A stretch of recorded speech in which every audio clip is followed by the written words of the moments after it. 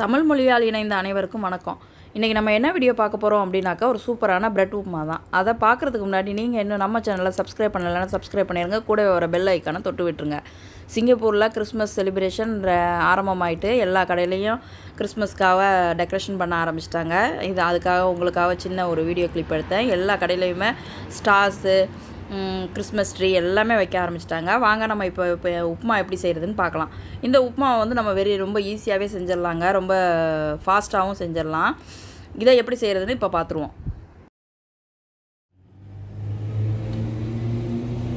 இப்போ ஒரு பாத்திரத்தில் வந்து நம்ம எண்ணெய் ஊற்றிருக்கேன். எண்ணெய் ஊற்றிட்டு எண்ணெய் நல்லா காஞ்சதுக்கப்புறம் கடுகு, உளுத்தம்பருப்பு, கடலைப்பருப்பு எல்லாத்தையும் நல்லா ஃப்ரை பண்ணிக்குவோம். அந்த கடலைப்பருப்பு போடுறதுனால வாயில் வந்து அது ரொம்ப க்ரன்ச்சியாக இருக்கும். அது ரொம்ப டேஸ்ட் நல்லாயிருக்கும். இதுக்கு வந்து நான் ஒரு 4 கோதுமை ப்ரெட்டை சின்ன சின்ன பீஸாக எடுத்து போட்டிருக்கேன். நீங்கள் என்ன ப்ரெட் வேணாலும் யூஸ் பண்ணலாம். கோதுமை ப்ரெட்டு, ஒயிட் ப்ரெட்டு எது வேணாலும் உங்களோட விருப்பம்தான். இது ரொம்ப ஈஸியாக நம்ம சீக்கிரமாகவே செஞ்சிடலாம். வெளியில் போயிட்டு வரோம், ரொம்ப அர்ஜெண்ட்டாக பசிக்குது, ஈவினிங் ஸ்நாக்ஸு அப்படிங்கும்போது நம்ம இதை ஈஸியாக செஞ்சிடலாம். இப்போ இது நல்லா பொரிஞ்சதுக்கப்புறம் நம்ம வெட்டி வச்சுருக்கிற வெங்காயத்தை அதில் நல்லா சேர்த்துக்குவோம்.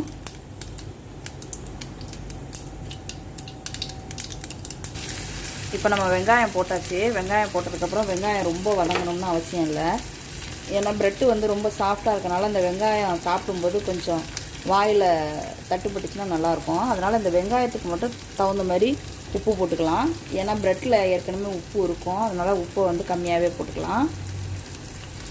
இப்போ கருவேப்பிலை போட்டுக்குவோம். பச்சை மிளகாய், ஒரு பச்சை மிளகாய் போட்டிருக்கேன். உங்களோட காரத்துக்கு தகுந்த மாதிரி நீங்கள் பார்த்து போட்டுக்கோங்க. வெங்காயம் உங்களுக்கு ரொம்ப நல்லா வதங்கினா பிடிக்கும் அப்படின்னாக்கா நீங்கள் ரொம்ப நல்லா வதக்கிக்கோங்க. எனக்கு வந்து கொஞ்சம் வாயில் அப்படி கடித்தோம்னா நல்லா இருந்தால், கிரின்ச்சியாக இருந்தால் ரொம்ப நல்லாயிருக்கும் பாருங்கள். ரொம்ப சூப்பராக இருக்கும். அதனால் நான் இந்த மாதிரி செஞ்சுக்கிறேன். காரமும் உங்களுக்கு தகுந்த மாதிரி நீங்கள் பச்சை மிளகா, காஞ்ச மிளகா எது வேணாலும் போடலாம். இதில் நீங்கள் காய் கூட நீங்கள் ஆட் பண்ணிக்கலாம். உங்களுக்கு விருப்பம் அப்படின்னாக்கா நீங்கள் காய் கூட சேர்த்துக்கலாம். இப்போ நம்ம எடுத்து வச்சுருக்கிற ப்ரெட்டை இதில் சேர்த்துடலாம். ப்ரெட்டை சேர்த்து ஒரு 2 நிமிஷம் நல்லா அடுப்பு வந்து சிம்மில் வச்சுட்டேன். நான் இப்போது ப்ரெட்டு போட்டோன்னே சிம்மில் வச்சுருங்க. ஏன்னா அது ரொம்ப சாஃப்டாக இருக்கும். சிம்மில் வச்சுட்டு கடைசியாக நீங்கள் 1 ஸ்பூன் நெய் விட்டுக்கோங்க. அப்போ பசங்க வந்து ரொம்ப நல்லா விரும்பி சாப்பிடுவாங்க.